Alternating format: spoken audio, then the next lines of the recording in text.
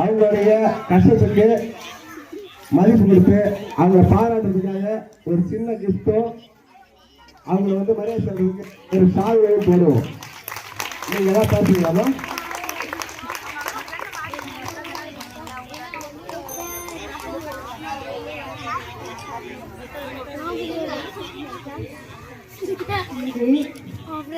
சுந்தரகிரிலேருந்து வந்துக்கிறேன். சுந்தரி, நான் 40 வருஷமாக விவசாய வேலை செய்கிறேன்.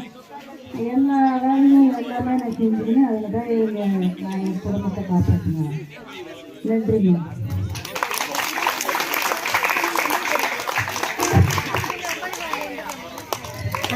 அண்ணா எப்படி திரும்புங்க அவங்களுக்கு சிலம்பு